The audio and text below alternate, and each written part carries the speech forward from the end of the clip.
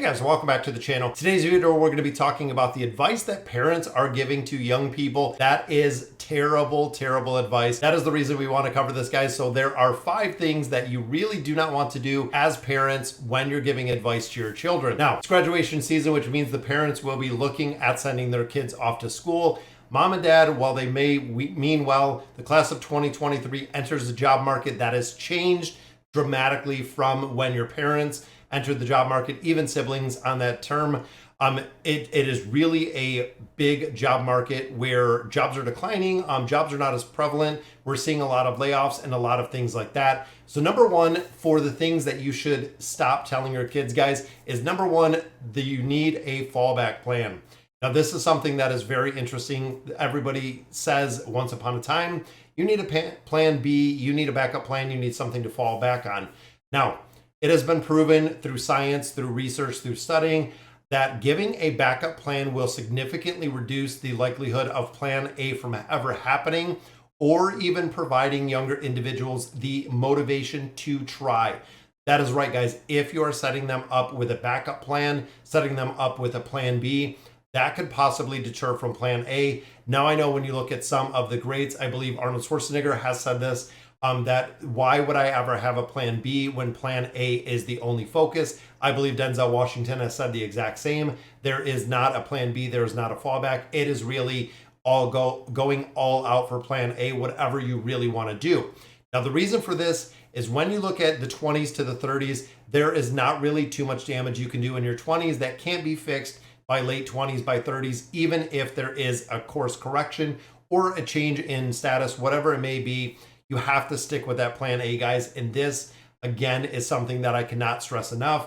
From personal experience, go for what you love. Doing YouTube later in my career, it is something that I absolutely love to do. It is something I wish I would have done many, many years ago. Just never had the ambition, never had the plan. And now that we're doing it, I am absolutely loving it. All of the comments, all the feedback, everything we're getting from the channel is amazing to see people that we're helping and really making a difference in people's life. Number 2, cutting down on screen time. Screens are the future of work. That is period, guys. Computers, screens, technology are going to be the future of work. Playing video games for 10 hours straight might not help, but there are a lot of online transitions and new online skills that you can get online through screen time, through a lot of online universities. If you want to start a side hustle such as YouTube, writing a business plan, launching a website, a product, affiliate marketing, there are so many things you can do now on the computer, guys, and people are making full-time jobs out of the different careers, or the alternative careers, as people say.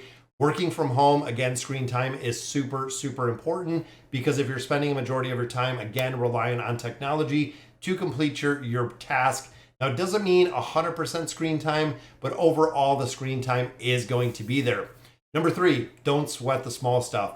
Partially, while untrue, it says crippling anxiety should be addressed, but not all anxiety is very problematic.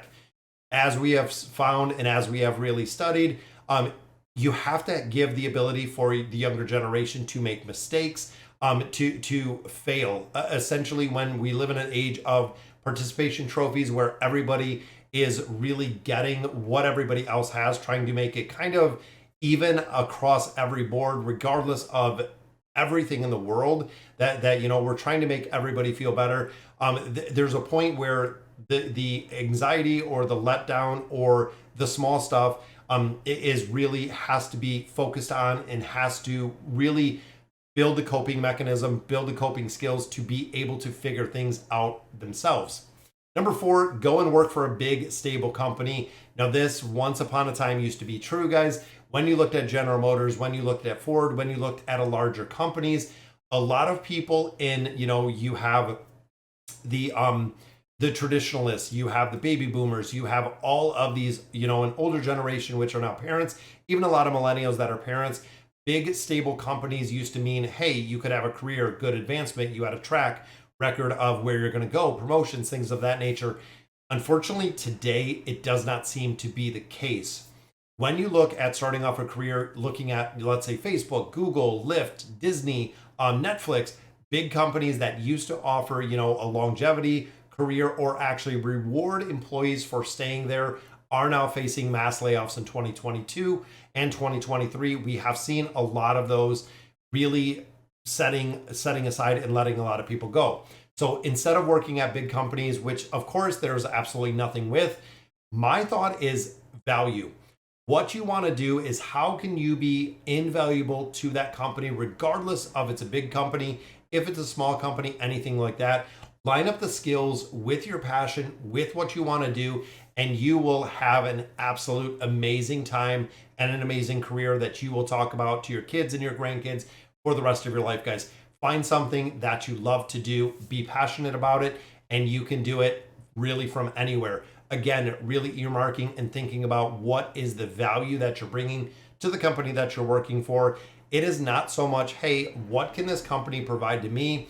What are they paying me? What are the benefits? It's what value do I bring to this company? Because I guarantee you without a doubt, the more value that you're bringing to a company, the more they're going to pay you, the more you're going to see promotions, advancement, salary increases, things of that nature. And if you find that it is a company you don't want to work with, there's a lot of other companies out of there, especially again, if you're providing that value. Last one on this list, guys, is buying a house and settling down. Now, this is for a lot of people a dream. Some people do not want to have home ownership at all. Lastly, the most important piece of advice young people should know is cash is king. This is a really old saying, and I believe it to an extent. Saving cash and preserving much liquidity as possible. If it means renting, living at home, that is completely fine. Again, facing and looking at the younger generation.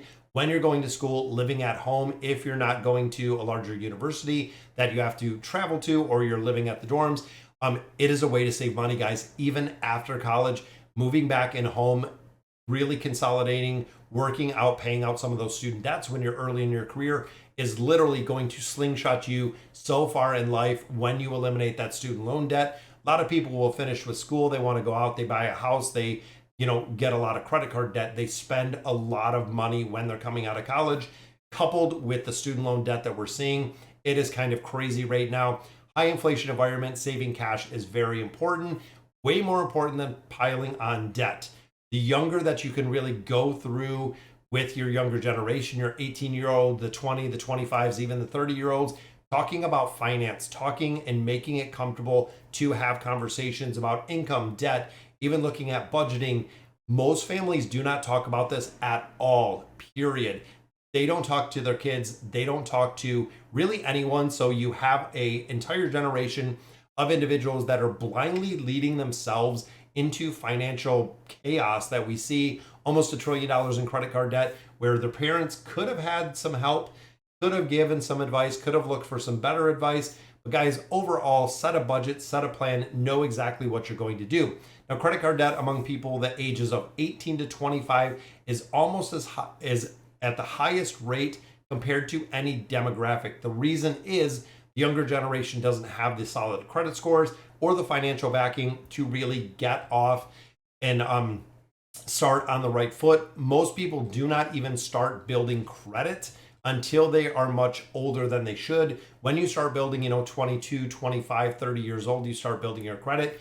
You're about 5 years behind. You need to start this at 18, guys. You need to build the responsible habits right off the bat, and it will make a difference for the rest of your life. All right, guys, so that'll do it for today's video. Let me know in the comments what you guys think, and as always, thank you guys for watching.